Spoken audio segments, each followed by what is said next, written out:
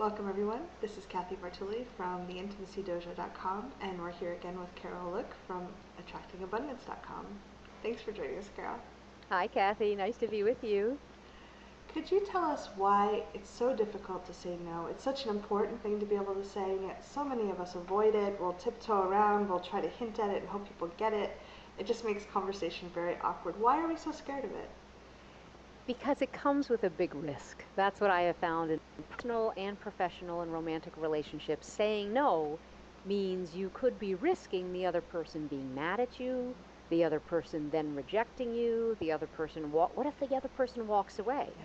So if you say no in a romantic relationship and you fear that the risk is the person's going to walk away, it's almost impossible to say no, Right. because you don't want the stakes to be so high. Yeah. I'm about to say no to someone in a business relationship, no to something that they've asked me to do that's not in congruence with me.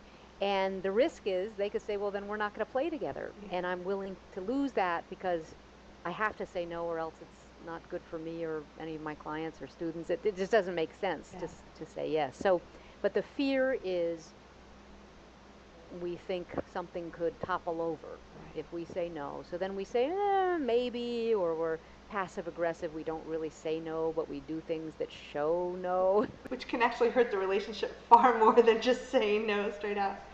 Or we actually open our mouths and say, sure, yes. I've done that before. When we do not want to say yes. So it's I really respect people who have trouble doing that. I can still have trouble depending on how high the stakes are.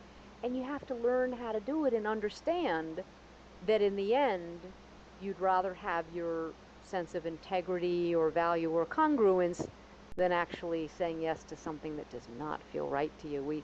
And that's a hard thing to learn, and we all are on a journey, I think, learning that overall. Yeah. How do you recommend for your clients if they're having trouble saying no, they maybe don't have any practice, they haven't built that muscle up? What do you recommend? How do they start? Well, first, I would say keep looking at the reasons you don't want to say no, because that'll help you just formulate an idea and insight into, that's interesting. I'm afraid of abandonment, where the next person might say, I'm not afraid of abandonment, but I feel guilty saying no. Or someone else might be afraid of someone being furious and screaming at them if they say no. Yeah. Right. So if you look at those areas of fear and what might be the problem, so let's say you feel guilty about ever saying no, where would that have come from?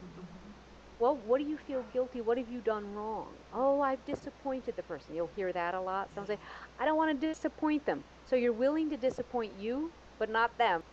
People do that all the time. So it's just valuable to take a look at it and process it, write about it. I love three things I love. talking with a friend, counselor, educator, or mentor.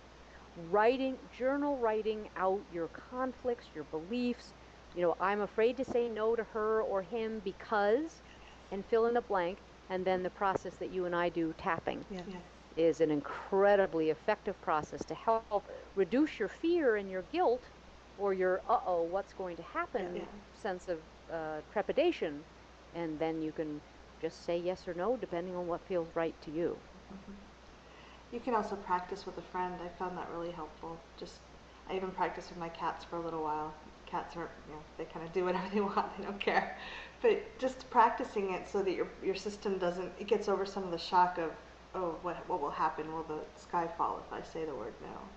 Exactly. And also start with the bunny slope, not the double black diamond. Yes. Maybe there's a relationship where you could say, no, thanks, I don't think that's right for me this week. And, we're not talking about yelling at your boss and saying no about a deadline. That's not what we're talking about. So start with a small project or a small interaction with someone and say, just doesn't feel quite right to me, and no thank you, or I'll think about it, is another interim step, by the way. If you need let me get back to you. Yeah. I haven't, let me check a few things and I'll get back to you. I've used that a lot when I really need to think about something. Someone puts me on the spot with an invitation for a work event, let's say. And I go, and I know I need to think about it because I've got my head going in too many directions. So I say, you know what? Great idea. Let me do some work on it and check some dates and check some other things, and I'll get back to you. And then I come back with a clear head. And I say the answer that actually that actually reflects my heart. Yes. Yes, you've had time to kind of process it rather than being on the spot. I've also had a couple clients practice with a safe family member where they said no to everything. They had the knee-jerk reaction of saying yes to everything. So they, so they talked to their daughter or their husband or their sister. They said, listen, I'm going to practice for the next 24 hours. Anything you ask me, I'm going to say no, and then I'm going to allow myself to consider and change my mind later if I want to. And their practice was really safe people who loved them, and they actually giggled and had a great time with it. But it broke that cycle of automatically saying yes to every request. Sometimes what happens when we get asked a question is we go into a mini freeze response. Yes. Yes. Someone puts you on the spot, Mhm. says, can you do this? Would you like to do this? Yeah. Or can you get this deadline done? And you go freeze, Mhm. which means you're afraid Yes. and scared, and you don't process. Normally, your brain isn't working in the same way. And that's another reason to say, let me think about it, even if it's a boss, even if it's your lover, even if it's your mother or your daughter or son. Just say, let me get back to you. Because if you're in that freezing place, what we call the freeze response in a mini trauma, you just don't have all your wits about you. Right. And this, having the power to say no and having your partner trust you to say no can create a lot of intimacy. So I think all of us have been with someone where we're not sure if they're saying no, they're not saying yes, we're not sure if they're saying yes because they want to or because they always say yes. So you don't relax, you don't feel as open. So if you can say no and you know the other person can say no, you can just enjoy your time together. It's the best way to build trust is to be authentic with your partner. So if you're saying yes, but your partner thinks you mean no, and they're, as you said, they're not going to trust that you're coming from the true, genuine place that's good for you. So it really builds intimacy, as you said, to say no when you mean no and say yes when you mean yes. So, Wonderful. Thanks very much, Carol. my pleasure.